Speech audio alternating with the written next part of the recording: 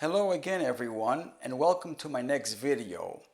Thank you for joining me in this series where I expose corrupt rabbinic practices as they relate to Jewish divorce. In today's video, I will be discussing the concept of Gett Coercion and how it manifests itself in Jewish divorce law. For those of you who may be new to my channel, a get is the document mandated by the Torah for a husband to give to his wife in the event of a divorce. When a Jewish couple gets married, it is always predicated by mutual consent, since no party can be coerced to marry. In Hebrew, the husband is known as a Baal, which roughly translates into master. The implication of this in marriage is sole ownership, where the husband acquires the woman in the biblical sense after giving her the ring, upon which she becomes his wife exclusively, and she cannot belong to anyone else. He, on the other hand, can have additional wives according to strict traditional Torah law. The woman, once she is married, needs a get to release her from the marriage bond with her husband. Without one, she's considered married to him forever or until he is deceased. Therefore, in the same manner that they wed with mutual consent, they must divorce with mutual consent and without coercion. Whether it is the man or the woman who wants to divorce, it is the man and only the man who must initiate the process of hiring an expert scribe to write the bill of divorce known as the get. The sages known as Chazal state that whoever is not an expert in the laws of marriage and divorce should not involve himself with these matters, as he will likely err somewhere along the way and cause great harm to the couple and their children. This is because an improperly prepared get is considered invalid, with the consequence of the couple still being married to one another. There are many pages in the Talmud, Rishonim and Achronim, discussing relevant halachas in determining how to marry and how to divorce. These laws are not always straightforward and universal in the way that some people would like them to be, but instead are quite complex. The implications of not understanding these laws can result in faulty marriages, faulty divorces, and hence the potential of causing grave sins such as Eshet Ish and proliferation of mamzerim, as we already see happening today at alarming rates. This is why I have dedicated myself to clarifying these complex and important issues on my channel. By the way, if you find this video informational, please don't forget to subscribe, like, and hit the thumbs up button so I can continue to present to you this vital content. I will now try to summarize these halachas for you in a short and concise manner. Get coercion is almost always forbidden, with only select and rare cases allowed. Unfortunately, in the 21st century, we are seeing just the opposite, where corrupted rabbis have made get coercion universal, with mutual consent divorces being the odd man out. So let us now begin to describe the three different categories of divorce coercion. Category number one is known as koifin legarish. These are cases itemized in a Mishnah of Masechet Kesuvos, Daf 77a, which allow the rabbis to force the man to issue his wife a get.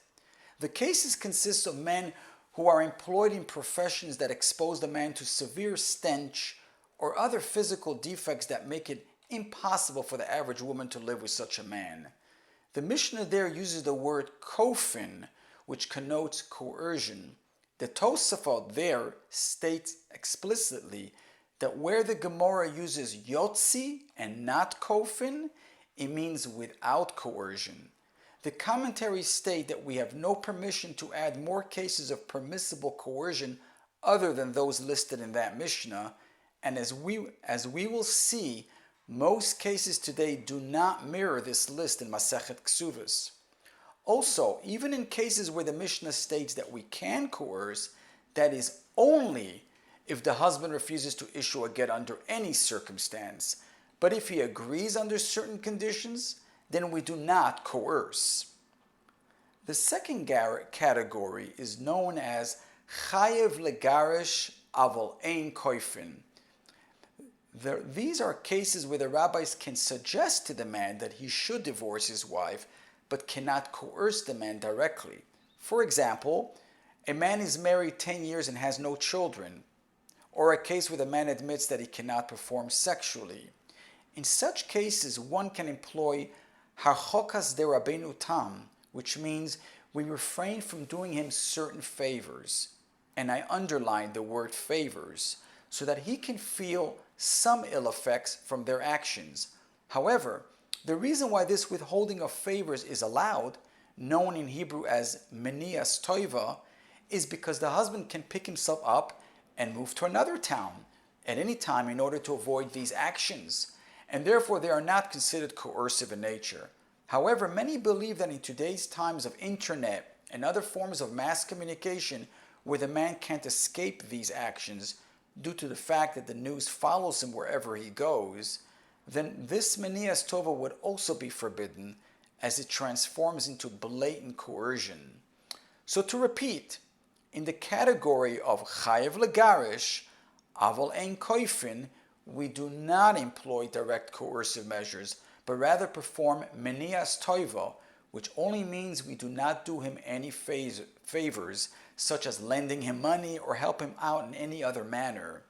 This menias tova precludes using any direct action such as expelling him from a shul, public shaming, or not allowing him to have an aliyah.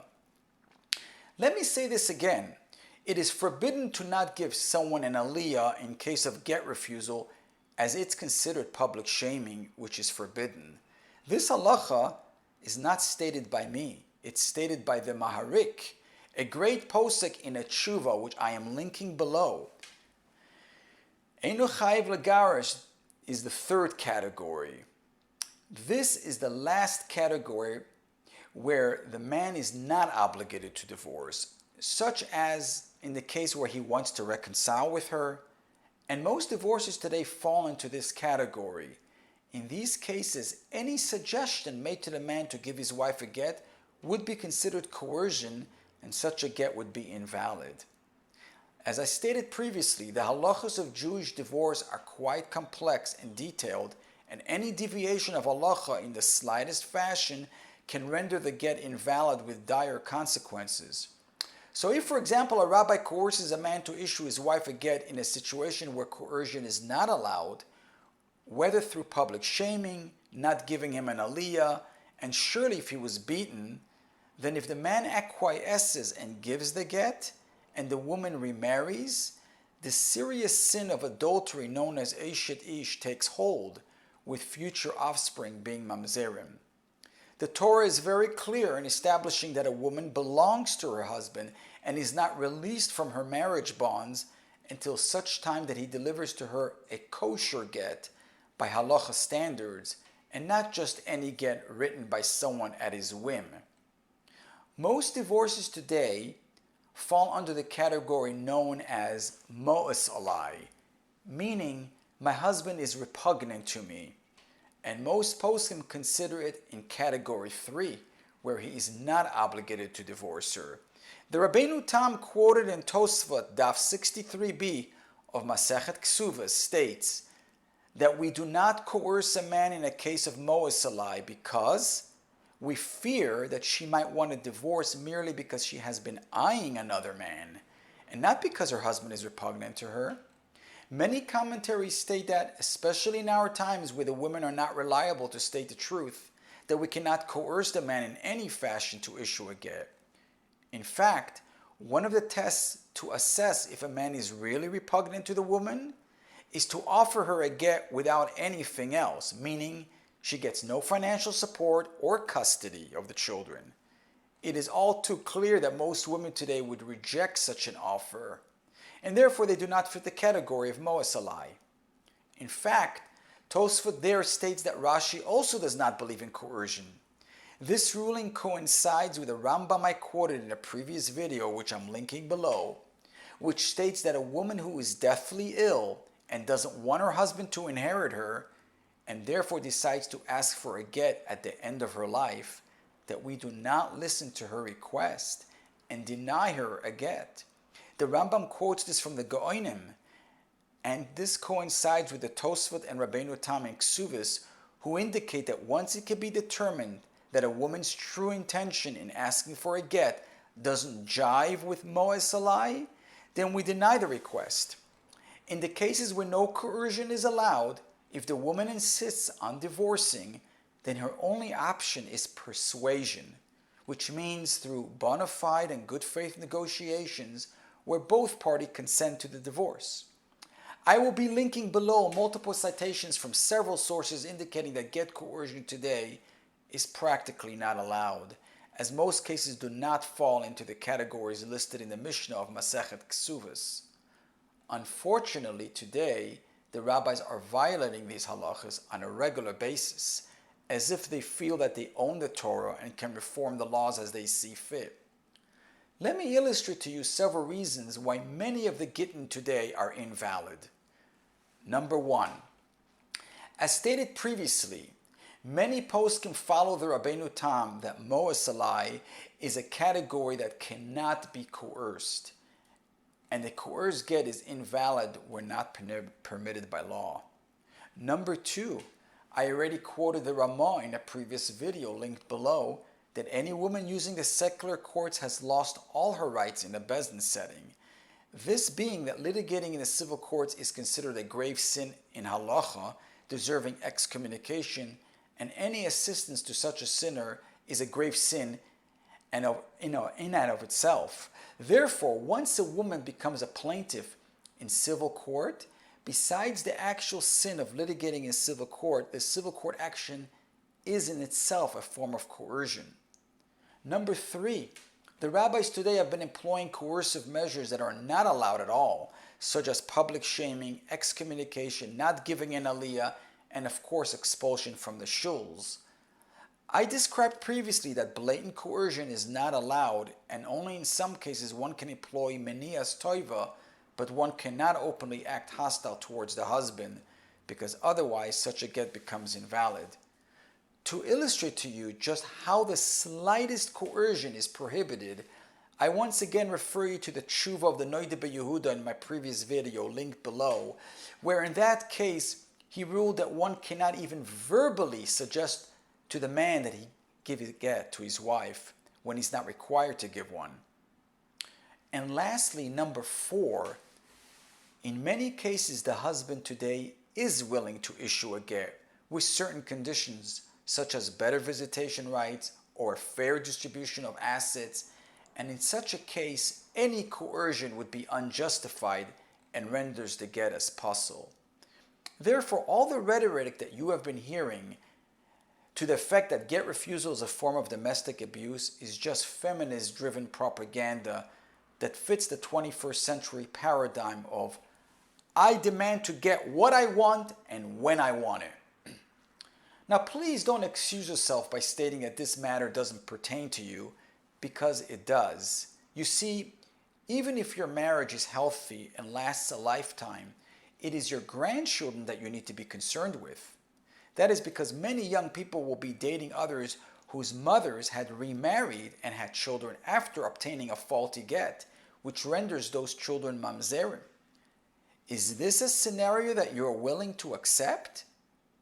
Do you believe that we will be able to verify who is a mamzer at all when most rabbis today are silent to these get violations and wish to sweep this issue under the rug?